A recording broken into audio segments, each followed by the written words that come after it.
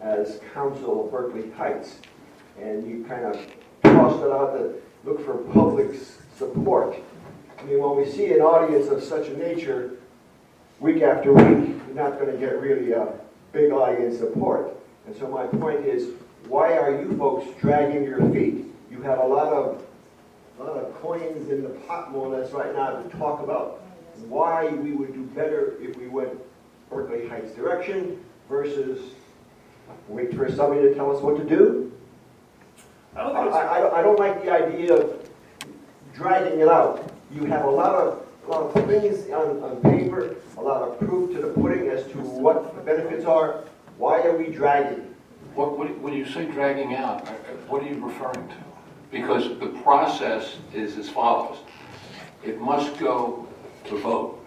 The vote is in November. What we're trying to do, and I assume you're talking about the secession issue, is that correct? That's correct. Okay. What we're trying to do is give the public an opportunity to get up and tell us what they think and why they think and so on and so forth. What we also wish to do is talk about each of the various issues that may be on people's minds as to what happens if secession occurs. For example, I'll just throw this out there. We have a park, which the quote county parks. What happens when this kind of a movement occurs where a town goes across the river to another county? And let's assume we go that way. Okay. So we need to study that. We need to be able to have answers for people when they say, well, what happens? Do we lose the park? Do they come and take it away? Or who can use it? I mean, these are some of the questions that need to be addressed. So we can't do anything affirmatively per se until that Tuesday in November, which is the same time that the governor is up for re-election. All right? So nothing can be affirmatively done. The voice cannot be heard until that day. But between now and then, we think it's an obligation of this council to give individuals like yourself an opportunity to come up and say, I think you're right, and this is why I think you're right. I'm not so sure where I stand. I need an answer on this. Or you're wrong. And that's what we're trying to do by allocating some time, every meeting. Now, I think one of your points is a fairly good one, and that is you look around and maybe we see 30 people, and it's usually the same 30 people at most meetings. We need to get the word out, either through the newspaper, the press, etc., that each meeting will contain a designated area, a time from which this discussion will take place. And you know what? If the people decide not to come forward and talk, that's fine. But we can't force it, okay? But I can guarantee you this, it's going to be on the ballot. All right? And then they can speak just like they spoke yesterday. So that's really what we intend to do. Nicely put. Thank you. Yeah, and just to compliment Bob, I think it would be irresponsible for the council to put a question on the ballot in November and not support it with objective and empirical evidence. I think to ask someone to vote on something based on pure sentiment and generality, I think is a flawed concept, really. And I think by having these meetings every 2 weeks and getting into the particular variables and components for consideration and discuss these things specifically, it allows us to understand what the issues are, what the implications of the issues are, positive and or negative, and to see, in fact, whether it makes sense come November to make this vote. What we might find through this dialogue that it might not be in our best interest to do it. We might find that to be the case. I doubt it, but it's possible. And so I think by having a regimented, scheduled dialogue, I think it really forces a conversation and examination of issues. Thank you. Just like I was talking to the second grade class, everybody knows my feelings on it, and I can tell you right now how I voted on it was on the ballot today. But it's just not about the 7 people who sit up here. We want to hear from the people in the town. I think it's going to become the same way as yesterday's vote, but I'm not 100% sure of that. So I'd like to hear from the people, it doesn't have, we have time. So I don't think there's any harm in hearing, because there are a lot of questions. I personally believe that everything we have that says, that belongs to Union County, we've paid for in the last, 30, 40 years, whether it be a park or a street or a road or whatever. $15 million this year, 11 million, 14 million last year. I think everything that we own already. That's my opinion, but I'd like to hear from somebody, from an attorney. Sergeant? I just have a couple of questions about this. The county has a lot of debt. What would happen? Are we responsible for some share of that? Or would that share be transferred to the receiving county? That's a great question. What? That happened in Canada, you know, when In what? Quebec wanted to secede from Canada. They said, fine, if you take your pro rata portion of the Canadian national debt. They changed their mind almost immediately and decided to be Canadian. So that is an example of an issue which would have to be investigated. My understanding, Tom, there's an extremely good article, and we're going to hopefully have that available to everybody. It's a law review article written by an individual. I think it was a director's law review, and it's rather extensive. And it talks about the history of county government, the capability and the process, if you would, as to how this is done. It's extremely helpful. And when we commence this in 2 weeks, I'd like to have enough copies available that people can read it. It's very understandable, okay? It doesn't hit that issue, but I would just note this. I know there's been a lot said. This is impossible, and people have made comments, et cetera, et cetera. If it was impossible, there wouldn't be a law review article on it. There wouldn't be an article that tells you how to do it, all right? So it's essentially as follows. It's political, no kidding. In November, if our legislature, which is currently one letter, should flip to another letter, then I like our chances. Right. Okay? I mean, and that's the way life is.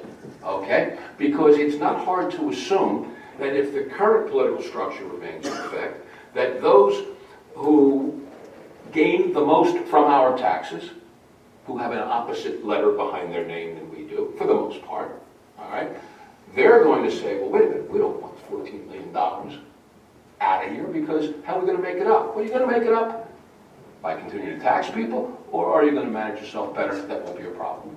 All right, and they'll be very strong and very persuasive because they'll have more votes in the legislature.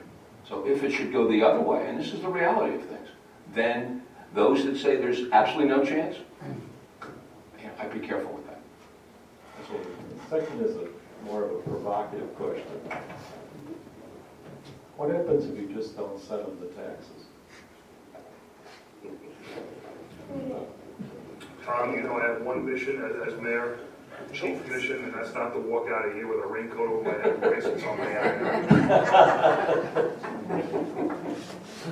I took an oath to follow the law, and if I gotta pay the piper, we pay the piper, you know? I don't know what the answer is. Somebody else had mentioned it too, just don't pay the taxes. It's okay, when you become mayor, then you cannot pay the taxes. I'm just I wondering think what civil disobedience is probably not the well, it's, path to take. what actually would happen? Don't know, but I don't know if I'm like, you know, Is it like a $5? Mike would be in front since he's got to cut the check, you know? Well, I'm assuming, Tom, that if, unless there's a statute in place, which is an enforcement statute, okay, that operates by itself, Right. as opposed to having to go out and sue the town of Berkeley Heights and take us to court and then get a judgment and then get a decision, right, and convert that and then come after us. That would be the normal course if you're going after somebody that owes you money. But there may be a statute that immediately comes into play that allows the county to, now you say, all right, where do they get the money? Okay, where do they get the money? Well, I guess they can run down and attach the town's bank account. All right, I guess they can do that. I guess they can come into the town and put liens on town property. I don't know. But are you suggesting that Mr. Bruno should lead this charge? I'm suggesting you guys start baking the chocolate chip cookies. Actually didn't sound like he was up to it. Oh, I don't mind, As I said, I don't mind doing it as long as somebody's gonna bake the oatmeal cookies and then visit me every once in a while. It's more just a provocative question. Yeah. What would happen? Well, you got my provocative. I mean, also you mentioned President Kennedy said we would, in 10 years, put land on the moon. The second part is, yeah, we'll also get it back. Well, I assume you want it back. I mean, there's been some discussion about putting it down. Sure, kids, I know you would just be. Thank you. Yes, sir. Oh, okay. Fine.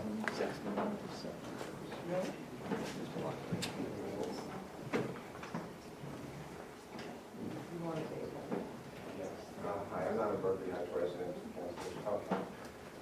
So you didn't give your name and address anyway.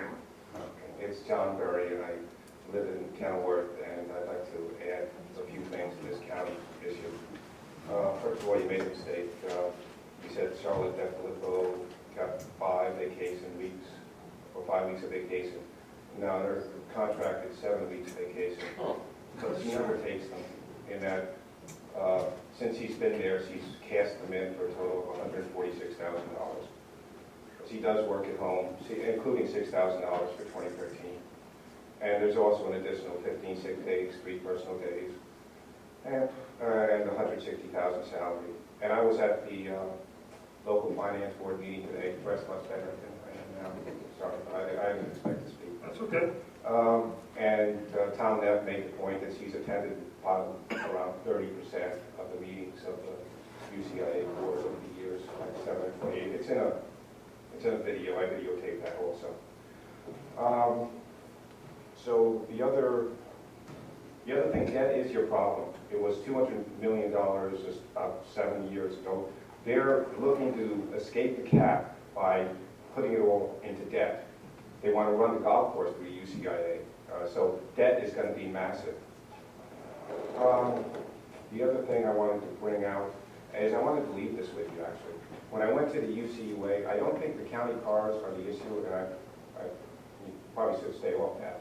They're doing much worse things. I logged it. One of the things they're doing, They're talking. They've got a general counsel, Dakotas, who you might have heard from NCAP, and Xanadu, New Jersey Turnpike Authority, and Wayne Bryant, and all. They're the county counsel, and they're in Union County. They still have the influence there, and they've taken $10 million in fees since 2004. They're taking like $1 million, and this is just from the Union County Improvement Authority. So that was my input here, and there are some references to use of the open space tax or misappropriation of the open space tax. And so I actually have 2 copies. That's probably both of you. And David, Appreciate that. Thank you. and the last thing is on Summit, about having a dialogue and thinking it's going to work. When I started going to these meetings 4 or 5 years ago, nobody came, really, 2 or 3 or 4 people. Garwood was coming for a little while, Summit was coming for a little while, and they stopped recently, and Summit was really kind of gung-ho. They were, how you doing, thanks for coming, and all that kind of stuff. And last 2 years, they've gotten the biggest dollar increase in taxes. Well, Elizabeth got $3.1 million 1 year, 4 or 5 years ago. Summit's got a $3 million increase last year, and it's 2.7 this year. Massive, massive increases, and they get insulted. That is, I don't know if anybody would work for it. It's got these 30-year-old political hacks there, or there because their father knows something and they'll do what they're told. And they come, and the Summit people say, cut the open space tax, and these hacks come out and say, well, we've got to look at reality. And they're talking to guys in their 50s who built businesses, they're giving up their time, and it's just insulting. I feel kind of sad for them. I don't want you guys to go through that. Yeah, nor do we plan. You're on the right path. I'd like to leave these with you, and please continue. Thank you. Rory, thank you very much for your input. Appreciate it. Mr. Mayor, while this is being said, and we're on this topic tonight, which is good. I also found it ironic with the county running a golf course. Golf courses are paid for mostly when individuals show up in cash, okay? We all know what went on in this county about 2 or 3 years ago with respect to a music fest, which caused an investigation by the county prosecutor with respect to cash. Correct?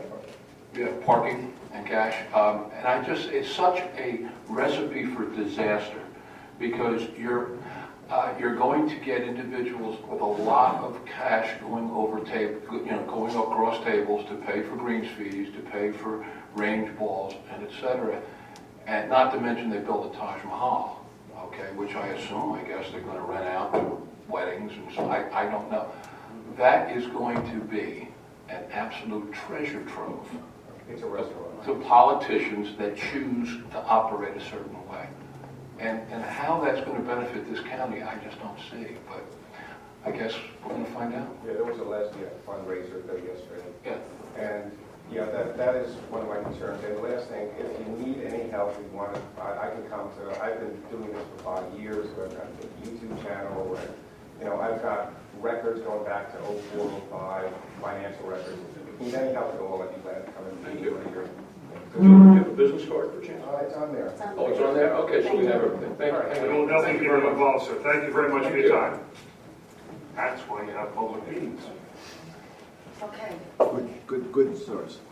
Seeing nobody else, I move to close the hearing on agenda items only.